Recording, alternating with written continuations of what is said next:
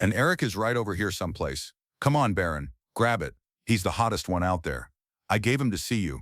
Barron Trump's defamation lawsuit against Congresswoman Jasmine Crockett made headlines quickly. Barron, at just 19 years old, had remained out of the public eye for years.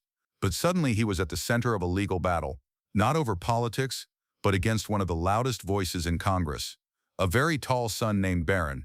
Has anyone ever heard of him? The lawsuit stemmed from a televised panel where Crockett accused Barron of quietly using his family name to influence politics. This wasn't just any lawsuit. It was filed during a turbulent time for both the Trump family and Crockett. While Donald Trump was in the midst of a chaotic campaign, Crockett had just returned from an intense oversight hearing. So you know these guys don't play by any rules. They break everything. The timing couldn't have been worse or better depending on your point of view. Immediately, media outlets erupted with coverage of the case and social media buzzed with opinions. Supporters of the Trump family saw it as justice, while Crockett's supporters accused the lawsuit of being an intimidation tactic. But Crockett didn't flinch. People understand that this election should be about them. We spend so much time focusing on the name, right? But the reality is that the only way we get anything done is if there is a strong team in place. And I can tell you that I have the best team. Crockett's legal team, led by Marcia Tillman, quickly understood that this wasn't just about reputation. It was a calculated move to drain her. Lawsuits like this often come with more than just courtroom drama. They come with intense media pressure and the potential to destroy careers, and it weren't actors. They're not going to be doing that. They weren't actors. They didn't come from Hollywood. As soon as the lawsuit was filed, conservative media revived old footage of Crockett, trying to paint her as reckless and obsessed. But Crockett wasn't backing down. She remained confident, calling out the Trump family's influence. President Trump himself on another network criticized you and called you a low IQ individual. What was your reaction to that? And what do you say to that? He's such a loser. 2 days after the lawsuit was filed, something significant happened. A former communications aide with ties to both the Trump and Biden administrations reached out to Crockett's team.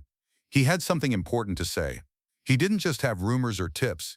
He had internal documents that could shatter the case. It's just more distractions, to be perfectly honest. We know that Joe Biden is not currently in office. We know that chances are Joe Biden is not going to re-enter office. And so why are we spending our time on this? This was a crucial moment.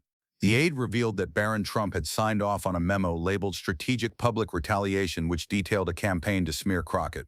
This included using media influencers, targeting her on social media, and framing her as unstable. Barron's involvement wasn't just assumed, it was documented. And that memo was the key to changing the course of the case. When this evidence was presented in court, it completely altered the dynamic. What was once framed as a simple defamation case suddenly looked like a premeditated, coordinated smear campaign. Barron Trump wasn't just defending his reputation. He was trying to silence a political opponent. It's very nice to see you. Very nice. I gave him a shout out last night. The place went crazy. He is home. You too, buddy. This revelation turned the courtroom drama into a public spectacle, and soon the news broke. The story shifted from a legal dispute to a full-blown political crisis. In the courtroom, the Trump legal team appeared caught off guard. Barron had been involved in approving the smear campaign, and the public quickly latched onto this detail. Media outlets ran with the story, calling it a calculated attack by a powerful family against a sitting congresswoman. Crockett's legal team pressed forward, showing that the lawsuit wasn't just a baseless attack on her character. It was part of a larger effort to discredit and punish her for speaking out against me. It's something like low IQ, and actually he has a really hard time. Now he just says my name. They've got this Crockett.